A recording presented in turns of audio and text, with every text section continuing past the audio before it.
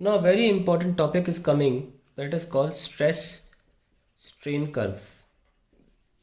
Extremely important. ऐसा भी हो सकता है कि फाइनल एग्जाम में शायद इस चैप्टर से सिर्फ यही चीज़ आए। इसकी बहुत इंपॉर्टेंस है, इसकी बहुत ध्यान से देखिएगा। ये बनाने से पहले एक थोड़ा सा पिक्टोरियल रिप्रेजेंटेशन डायग्राम के थ्रू दिखा देता हूँ कि आपके पास एक वायर है और उसकी एट प्रेजेंट जो लेंथ है वो कैपिटल एल है, ठीक है। और आप इसे क्या कर रहे हो, खींच रहे हो, है ना। लाल से दिखा देता हूँ, मान लीजिए खींच लिया आप। ये हम मान लेते हैं कि स्मॉल एल है, जितना खींचा है उतना पोर्शन, डेल्टा वेल्टा नहीं लिख रहा हूँ मैं, स्मॉल एल है। तो स्ट्रेन क्या हुआ, एल बाई एल। और हम जानते हैं कि स्ट्रेन जो होता है वो पहले आता है और स्ट्रेस उसकी वजह से पैदा होता है। तो स्ट्रेस स्ट्रेन कर्व में जो डिपेंडेंट वेरिएबल है वो हमेशा किसी भी एक्स वाई कर्व में हमेशा वाई यहाँ डिपेंडेंट वेरिएबल रखा जाता है। डिपेंड कौन कर रहा है, स्ट्रेस। तो ये एक्सेस स्ट्रेस का हुआ, ये एक्सेस स्ट्रेन का हुआ। ओके, ना पहले हम ग्राफ बना लेते हैं, फिर हम उसके एक एक पॉइंट को समझाने की कोशिश करेंगे। पहला पार्ट जो आता है ग्राफ में वो एक स्ट्रेट लाइन होती है, बिल्कुल स्ट्रेट लाइन। ओ से लेकर पी तक मान लीजिए स्ट्रेट लाइन है, ठीक है। तो इस पी पॉइंट को हम बोलते हैं, यहाँ तक आपने जो स्ट्रेस डेवलप हुआ स्ट्रेन की वजह से, ओके, तो हम पी पॉइंट को बोलते हैं प्रोपोर्शनल लिमिट। क्या बोलते हैं, प्रोपोर्शनल लिमिट। क्यों बोलते हैं प्रोपोर्शनल लिमिट, इसलिए क्योंकि यहाँ पर तक stress proportional to strain valid होता है। और जानते हैं कितनी लेंथ होती है ये, 0.1% टू 0.3%, 0.1% टू 0.3% तक की स्ट्रेन परसेंटेज है। स्ट्रेन परसेंट मतलब ये हुआ कि जो एल बाय एल की वैल्यू है इंटू 100 ले लें तो वो 0.1% और 0.3% है। आपको याद होगा मैंने बोला था हुक्स लॉ तभी तक वैलिड है, हुक्स लॉ अपनी इलास्टिक लिमिट तक वैलिड है, ठीक है। तो उसमें भी प्रोपोर्शनैलिटी जो है ये कहाँ तक वैलिड है, जहाँ लेंथ की 0.1% तक। इसका मतलब समझाता हूँ। सपोज आपके पास 1 मीटर का वायर है, तो केवल 1 mm और 3 mm के ही एक्सटेंशन तक यहाँ पे ग्राफ जो है प्रोपोर्शनैलिटी फॉलो करता है। इसके बाद ग्राफ जो है वो स्ट्रेट लाइन नहीं बनेगा, वो स्ट्रेट लाइन तभी होता है जब प्रोपोर्शनैलिटी पावर 1 होती है। कब तक वैलिड है, 1% भी नहीं है, 0.1%। सोचो 1 मीटर में 1 mm या 1 मीटर में 3 mm तक ये graph stress proportional to strain बिल्कुल स्ट्रेट लाइन बनता है। उसके बाद नहीं बनता। इलास्टिक लिमिट और आगे तक है, थोड़ी सी और आगे तक इलास्टिक लिमिट है। इलास्टिक लिमिट मतलब ये होता है कि जहाँ आपने बाहर से फोर्स लगा रहे होगे जिसकी वजह से अंदर डेवलप हुआ स्ट्रेस, वो आप जब लगा रहे होगे तो यहाँ तक लगाते लगाते तो स्ट्रेस प्रोपोर्शनल टू स्ट्रेन है। इसके बाद और लगा रहे होगे, देखो अब थोड़ा सा कर्व हो जाएगा, हल्का सा कर्व। ये यहाँ तक ई पॉइंट है, इसे बोलते हैं इलास्टिक लिमिट। इसका सिंपली मतलब ये होता है कि अगर आपने अब अपना फोर्स लगाना बंद किया तो वायर वापस अपनी शेप दोबारा, लेंथ दोबारा अटेन कर लेगा।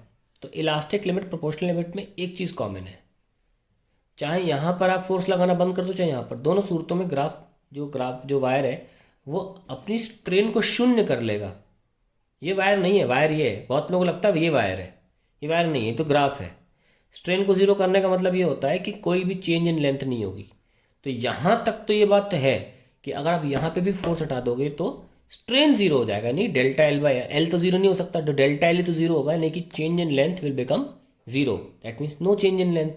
That means on removal of force the wire will again take the same length. Okay, very simple. On removal of force wire will come back to its original length. ये property elasticity कहलाती है, इसीलिए इस point को elasticity elastic limit भी बोला गया है। लिख देते हैं इसको भी, ई पॉइंट जो है ई इज इलास्टिक लिमिट। मैं एक एक पॉइंट बहुत डिटेल में समझाऊंगा, ठीक है। टेंशन ना लें कि मैं वर्ड लिख के छोड़ रहा हूँ, और प्रॉपरली समझाऊंगा। इलास्टिक लिमिट का मतलब ये हुआ point up to which the wire will attain the same shape, the same length.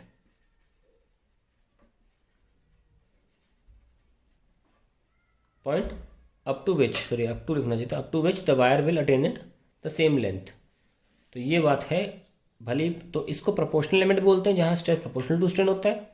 यहाँ से लेते गया तक हुक्स लॉ वैलिड नहीं है, तो ये जो है वो हुक्स लॉ है, तो पी पॉइंट तक हुक्स लॉ वैलिड होता है। Okay, up to which Hooke's law valid, P और हुक्स लॉ वैलिड तो नहीं है पर प्रोपोर्शनैलिटी, आई मीन सॉरी, पर wire will come back to its original dimension. Now अगर आप ई पॉइंट से आगे ले जाते हैं इस ग्राफ को, यानी कि स्ट्रेन बढ़ता है, स्ट्रेन बढ़ता किसकी वजह से, एक्सटर्नल फोर्स लगा के, और उसके रिस्पॉन्स में स्ट्रेस डेवलप होता है। तो एक पॉइंट आएगा जहाँ पर, एक फाइनल पॉइंट आएगा, हमने ए पॉइंट दिखाया है, जिस पर अगर ये फोर्स लगाना बंद कर दिया जाए तो अब वापस वायर अपनी पुरानी लेंथ को अटेन नहीं कर सकता है ना। तो अगर हम देखें कि उसमें एक परमानेंटली एक स्ट्रेन आ चुका है, okay, and this distance is known as this, मान लीजिए ओ है और ये ओ डैश है, इस ओ डैश को हम बोलते हैं permanent set, O dash is called permanent set, ऐसे बोलते हैं क्योंकि अब परमानेंटली ये वायर अब डिस्टॉर्ट हो चुका है, ख़राब हो चुका है, ये अब अपनी वापस सेम लेंथ को अटेन नहीं करेगा। ठीक है ना, अब हम आगे बढ़ते हैं। सपोज इसके आगे काफ़ी ज़्यादा स्ट्रेन होगा, काफ़ी कम स्ट्रेस डेवलप होगा, लेकिन ठीक है वायर अपनी ताकत खो चुका है ऑलमोस्ट। ठीक है, और अक्सर जब आप वायर खींच रहे हो तो खींचता चला जा रहा है, अपनी जगह वापस नहीं ले रहा, तो ई के बाद पूरा का पूरा रीजन प्लास्टिक रीजन कहलाता है। इसीलिए ठीक है, मैं वो सब लिखवा दूंगा, अभी सब डायग्राम बता रहा हूँ, तो आप इससे बना सकते हैं हल्का सा ऐसे। और फाइनली ये पॉइंट हाईएस्ट पॉइंट होता है जहाँ से ज़्यादा अब स्ट्रेस वायर नहीं झेल सकता या फोर्स नहीं झेल सकता, स्ट्रेस डेवलप नहीं होगी, वायर टूट जाएगा। सीरिए, तो ये जो यहाँ पर जो पॉइंट है, let me mark it as C, और उसके बाद वायर फाइनली, अगर हम जैसे कि ये वायर नीचे आने वाला है, यानी कि स्ट्रेस रिलीज होगी। ओके, स्ट्रेस डेवलप की जगह स्ट्रेस रिलीज होगी, वो इसलिए क्योंकि फोर्स हटा दिया गया है। यहाँ के बाद फोर्स हटाने के बावजूद भी वायर इतना ज़्यादा कमज़ोर हो चुका है कि अपनी स्ट्रेस रिलीज़ करने के बाद स्ट्रेस इसमें कम होगी, वापस वायर अब नॉर्मल होने की कोशिश करेगा। ऐसे में हो सकता है वायर टूट भी जाए, और इस पॉइंट को बोलते हैं फ्रैक्चर पॉइंट। ठीक है, तो इस सी पॉइंट के बाद वायर खुद ब खुद एफ पॉइंट तक पहुंचता है बिना किसी फोर्स के लगाए, लोड के खींचे या कोई भी एक्सटर्नल फोर्स लगाए, वायर खुद अपनी आप थोड़ा सा इंक्रीज होता है साइज में और फिर टूट जाता है। ठीक है, that is even after not applying any load to extend this. तो ये जो नीचे गिरने का मतलब ये होता है कि स्ट्रेस रिलीज हो रही है, इसको बोलते हैं स्ट्रेस का रिलीज होना। मतलब अब वायर सांस ले रहा है, बहुत देर से बेचारा परेशान था, फोर्स लगाया जा रहा था, थोड़ा सांस ले रहा है वायर, तो थोड़ा फैलता है बिना किसी एक्सटर्नल लोड के लगाए भी, थोड़ा इंक्रीज होता है लेंथ में, थोड़ा फैलता है वो। ठीक है, तब इसलिए उसमें एक स्ट्रेस स्ट्रेन बढ़ जाता है। हाउएवर उसके बाद it has a chance that it can break, मतलब इसके बाद अगर आप थोड़ा और स्ट्रेस लगाओगे तो, या एक्सटर्नल फोर्स लगाओगे तो वायर टूट जाएगा, इसलिए इसको फ्रैक्चर पॉइंट बोला जाता है यहाँ पे। और इस पॉइंट पर हमें अल्टीमेट टेंसाइल स्ट्रेस मिलती है, यहाँ पे सिग्मा यूटी से दिखाते हैं अल्टीमेट टेंसाइल स्ट्रेस, यानी कि इसके बाद वायर और स्ट्रेस नहीं झेल सकता। आप हटा भी रहे हो तो भी वायर इन्लोंगेट हो रहा है, और थोड़ा आपने अगर लगाया तो इसके बाद वायर टूट जाएगा, फ्रैक्चर पॉइंट इसीलिए इसको बोला जाता है। So we call the highest point corresponding to it on the stress axis, we call it ultimate tensile stress. ठीक है, तो अब हम इसको डिटेल में समझने जा रहे हैं। ओ से पी क्या है, पी से ई क्या है, ई से ए क्या है, ए से सी क्या है, सी से एफ क्या है। एक एक बात को हम डिटेल में समझेंगे क्योंकि ये ग्राफ बहुत इंपॉर्टेंट है। Let's begin. तो अब मैं बार बार वो पेज लाता रहूँगा और आप देखते रहिएगा कि मैं क्या लिख रहा हूँ। सबसे पहले ओ से पी में रीजन्स मेंशन कर रहा हूँ मैं। ठीक है, तो ये मेरा पेज है, मैं बार बार लाता रहूँगा, बीच में दिखाता रहूँगा आपको। तो क्या हो रहा है फ्रॉम ओ टू पी। देख सकते हैं ओ से पी तक के बारे में लिखने जा रहा हूँ, एक एक हम सेगमेंट के बारे में लिखेंगे from O to P, and it is in this reason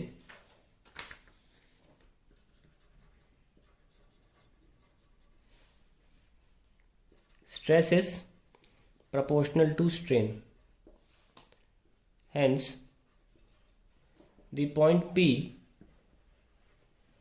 is referred as proportional limit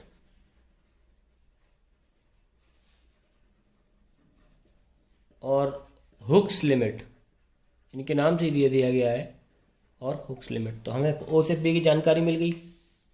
अब बारी आती है पी से ई की, है ना, इसको भी लिख लेते हैं। ऐसे सही है, नीचे रहेगा ज़्यादा सही है ना। चलिए, from P to E, in this region the material remains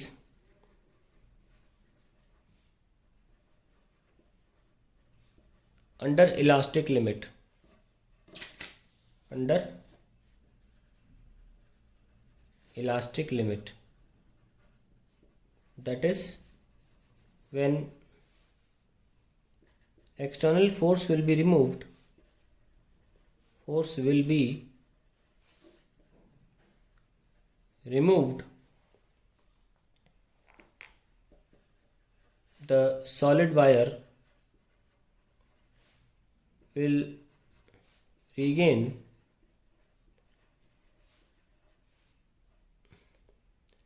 its original shape and size। ठीक है, now comes the region E to A।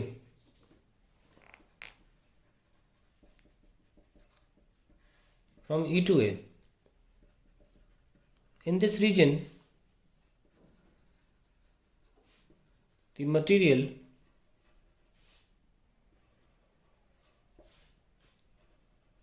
loses the elasticity। अब वापस लौट के नहीं आएगा ना, इसलिए बोल सकते हैं loses the elasticity and comes in the plastic region।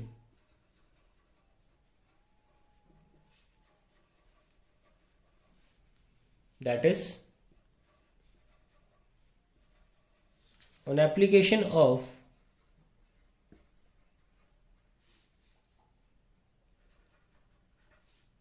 very small external force,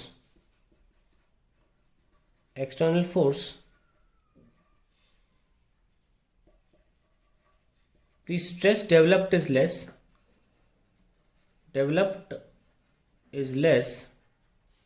and strain is higher।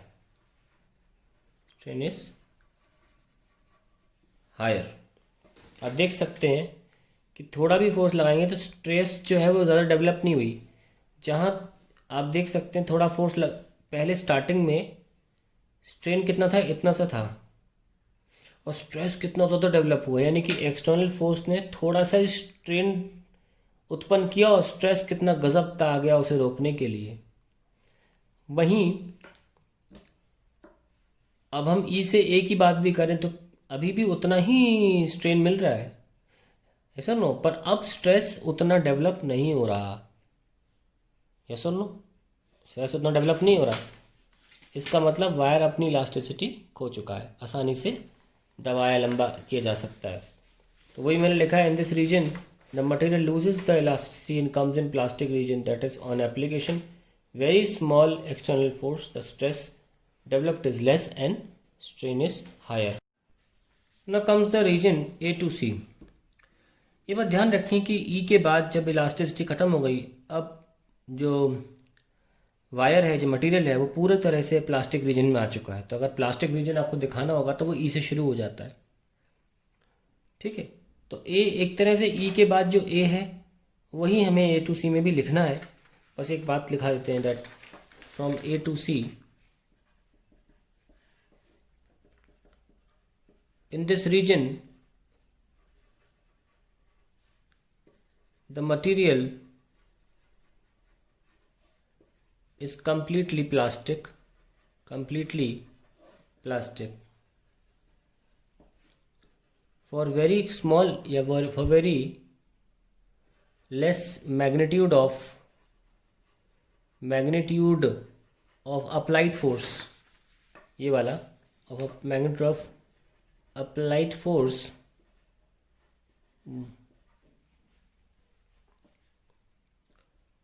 there is a large strain, there is a large strain.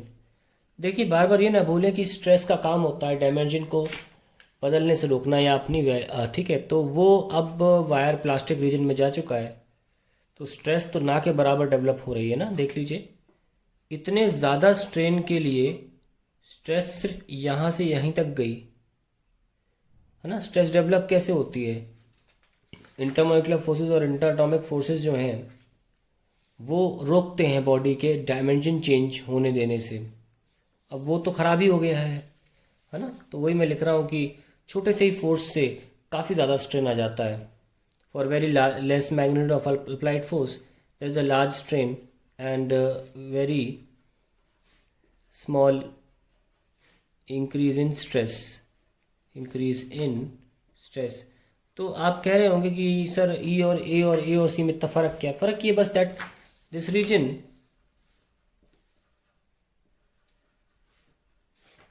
has a peak value of stress,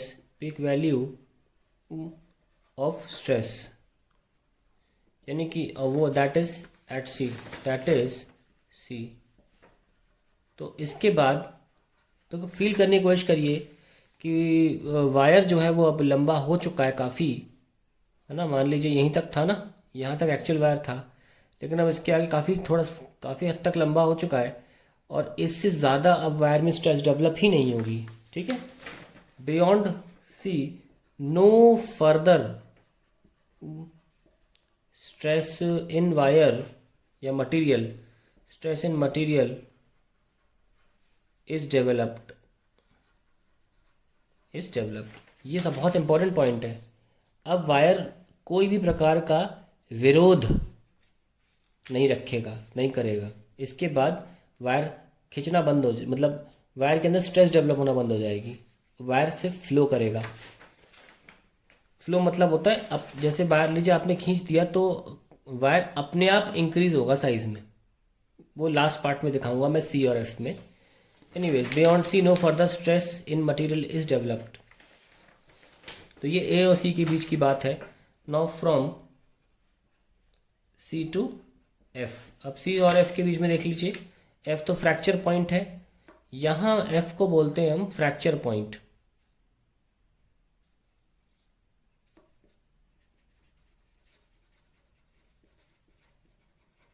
okay, so let's write down from C to F.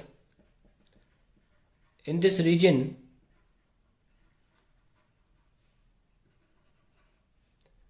the material, even after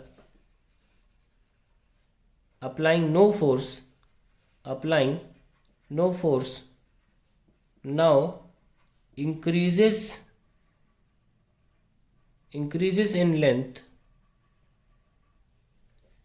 and releases stress। देखिए क्या होता है ना, जब किसी body को आप उसके खिलाफ खींचते हैं या दबाते हैं तो उसके अंदर पोटेंशियल एनर्जी जनरेट हो जाती है। तो अब इससे ज़्यादा नहीं हो सकती। तो अगर आप छोड़ भी देंगे, कोई लोड नहीं लगाएंगे वायर में, अब आप नहीं अप्लाई कर रहे, फिर भी वायर अपने आप थोड़ा लंबा होगा। ये इसलिए हो रहा है क्योंकि अब इसके अंदर काफ़ी ज़्यादा एनर्जी फिल हो गई है, इस वायर के अंदर खींचने की वजह से काफ़ी एनर्जी फिल हो गई है। फर्दर अब स्ट्रेस डेवलप नहीं हो सकता। इसके बाद वायर क्या करेगा, स्ट्रेस रिलीज करेगा। वही मैं लिख रहा हूँ, release stress. Now increases in length and release stress. तो during release of stress wire अपने आप थोड़ा लंबा होने लगता है, एंड इसके बाद अगर आपने फोर्स लगाया, अपना लंबा तो होगा पर टूटेगा नहीं। Okay, and if any force is applied on the wire now it will break as